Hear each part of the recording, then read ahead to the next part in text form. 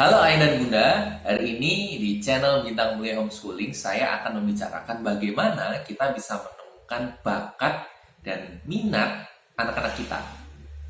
Saya kemarin membaca sebuah artikel yang cukup menarik, komparasi ya, perbandingan antara pendidikan kita dan dengan beberapa negara-negara maju yang ada di belahan dunia barat. Salah satunya adalah Jerman, Eropa. Terus kemudian kalau yang di daerah-daerah Asia itu diambillah ada satu contohnya adalah Jepang. Yang menarik adalah ketika negara-negara ini dibandingkan dengan negara Indonesia, ternyata negara Indonesia ini terlalu banyak materi pembelajaran, hafalan, dan nanti ujungnya adalah dievaluasi dengan tes. Yang sekali lagi tesnya itu adalah masih bersifat menuntut untuk hafalan juga. Nah, ternyata setelah diselidiki, inilah kenapa di Indonesia itu beban belajar kita itu banyak sekali. Mata pelajaran kita banyak sekali. Lalu kemudian jam belajar kita juga durasinya panjang sekali. Tetapi ketika nanti sudah menginjak ujian nasional, hasilnya pun itu tidak begitu memuaskan. Bahkan ada beberapa siswa yang dia itu merasa juga kewalahan dengan beban-beban belajar yang sudah diberikan saat ini. Nah, kalau tadi menelisik dari negara-negara yang lain, mereka ternyata punya cara pengelolaan sendiri. Jadi, kalau tadi saya mengatakan Indonesia itu lebih banyak belajar, menghafal, kemudian nanti ujian, dan itu rata-rata sejak mulai dari SD, SMP, SMA, bahkan mungkin juga dalam situasi tertentu di perguruan tinggi. Nah, ternyata di tempat negara-negara lain ini, mereka fokusnya adalah ketika masih usia TK, SD, itu adalah digunakan untuk masa-masa penanaman karakter. Karakter ini adalah sesuatu yang kaitannya adalah dengan sikap, sifat-sifat yang baik. Mengucapkan terima kasih, menghargai orang, bisa antri, lalu kemudian bisa mengkomunikasikan apa yang dia ingin utarakan, misalnya. Ternyata itu digarap mulai sejak SD dan juga pra-SD. Jadi mereka sampai rigid banget. Mereka belum sampai ke materi ternyata. Barulah nanti di sekitar kelas 4 SD itu sudah diperkenalkan tentang materi, tetapi konteksnya adalah hanya sebatas untuk memperkaya wawasan. Jadi tidak ada tidak ada tuntutan untuk dia itu harus hafal dengan detail, itu tidak ada karena mereka menggunakannya adalah pola-pola pemahaman. Nah, ketika mereka itu sudah sejak dini itu dididik untuk karakternya terlebih dahulu, fondasinya adalah karakter. Kemudian ketika dia masuk SMP, itu adalah diminta untuk mengenali dirinya sendiri.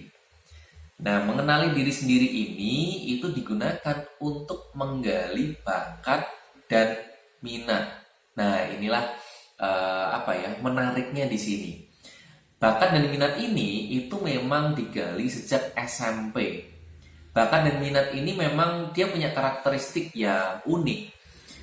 Terkadang dalam beberapa kasus ketika kita itu menemani adik-adik kita yang ada di Bintang Mulia Homeschooling, ternyata bakat terus kemudian minat ya, khususnya minat ya, ini ternyata dia itu mengalir terus seiring dengan proses pendewasaannya dia.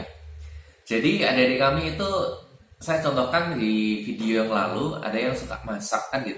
Ternyata yang suka masak ini pun ini adalah pencarian yang kesekian sebetulnya. Pencarian kesekian itu artinya tidak langsung serta-merta pertama kali ketemu masak, itu enggak ternyata. Dia juga pernah suatu momen dia kepengen gambar sama orang tuanya, sudah gambar. Dia bisa 2 bulan itu full gambar terus. Tapi akhirnya pada titik tertentu dia bosan, dia jenuh. Dia pernah kepengen coba belajar nari. Dicobakan belajar nari kepada orang yang paham, terus kemudian diajari segala macam gerakan dan lain-lain. Hanya 1 bulan dia bosan, berhenti. Nah, uniknya di sana, minat ini. Nah, itu dalam kita mencari minat, saya rasa kok sudah agak telat ya, terlambat kalau kita itu ada di masa-masa SMA. Apalagi kalau kuliah. Dan rata-rata kita di Indonesia itu carinya baru pas ketika kuliah, karena di selama SD, SMP, SMA ini sibuk dengan pembelajaran untuk menghafal materi. Nah, Kalau di negara-negara lain, SMP itu dia diajak untuk mengenali dirinya. SMA, ketika dia sudah kenal siapa dirinya, apa yang saya sukai, apa yang pengen nanti saya capai, terus kemudian saya keahliannya apa, saya nyaman di bidang apa. SMA ini itu mereka diajak untuk mengembangkan bakat dan minatnya ini. Nah, pengembangan bakat dan minat ini bisa ngomong tentang apa ya, kemampuan dia untuk menguasai suatu hal. Tapi pada nanti jangka panjangnya adalah diberikan cara bagaimana kita nanti bisa survive dalam kehidupan dengan berdasarkan manfaatan bakat dan minat yang kita miliki. Sehingga nggak jarang nanti pas ketika mereka masuk di perguruan tinggi, mereka sudah mateng, sudah punya planning, bahkan beberapa itu sudah punya prototype tentang rencana mereka.